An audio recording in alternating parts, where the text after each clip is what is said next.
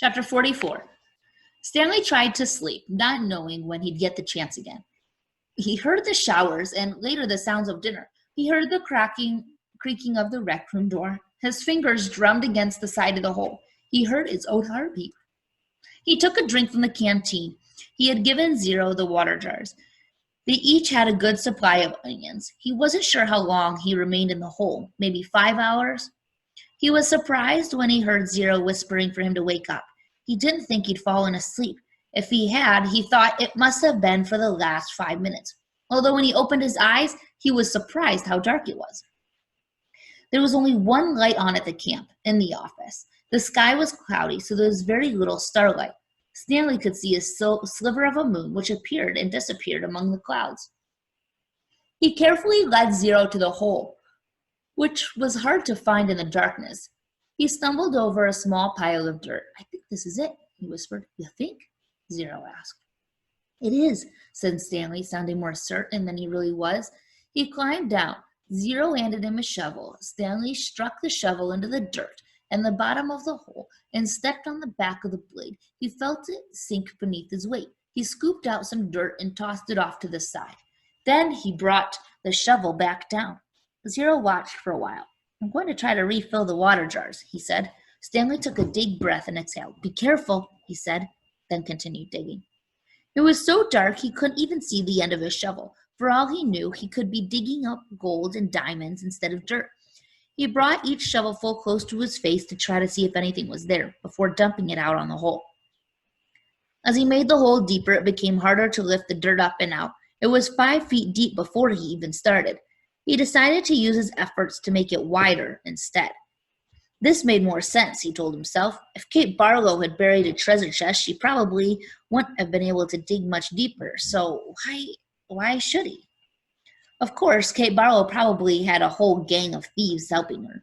"You want some breakfast?" Stanley jumped at the sound of Zero's voice. He hadn't heard him approach.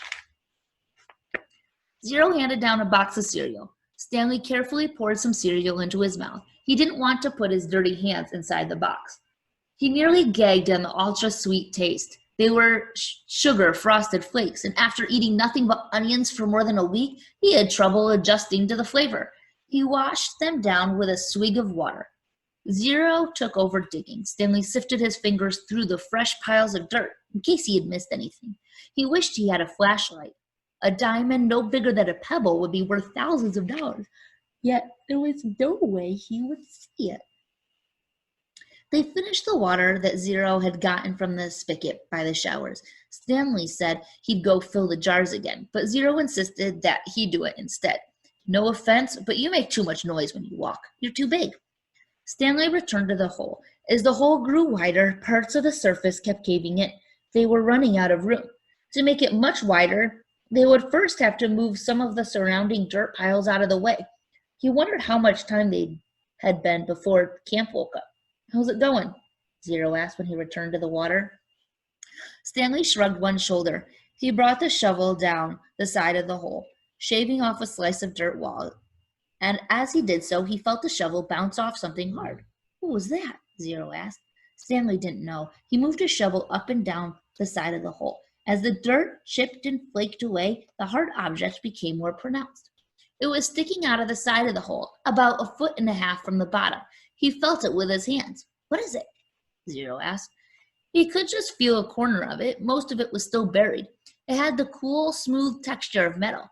"I think I found a treasure chest," he said. His voice was filled with more with astonishment than with excitement. "Really?"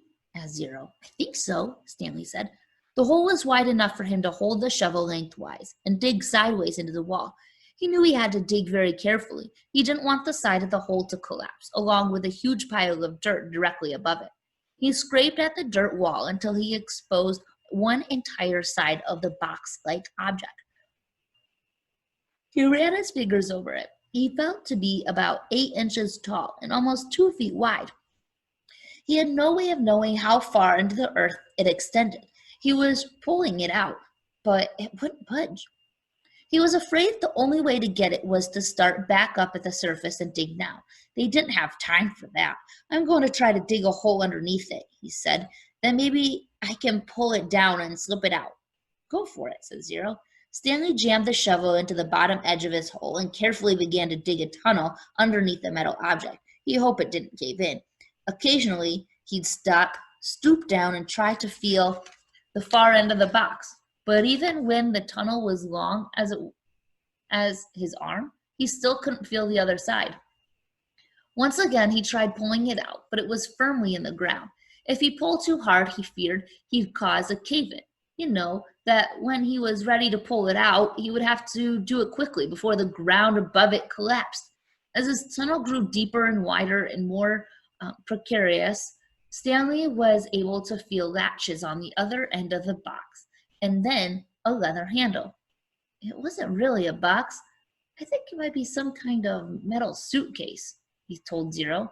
Can you pry it loose with a shovel? Zero suggested.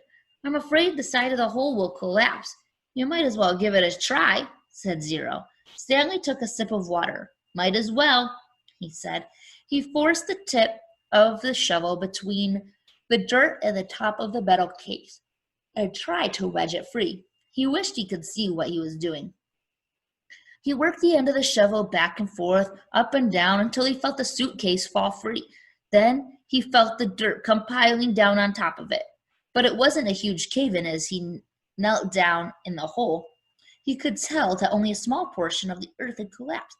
He dug with his hands until he found the leather handle, and then he pulled the suitcase up and out of the dirt. I got it, he exclaimed. It was heavy. He handed it up to Zero. You did it, Zero said, taking it from him. We did it, said Stanley. He gathered his remaining strength and tried to pull himself up out of the hole.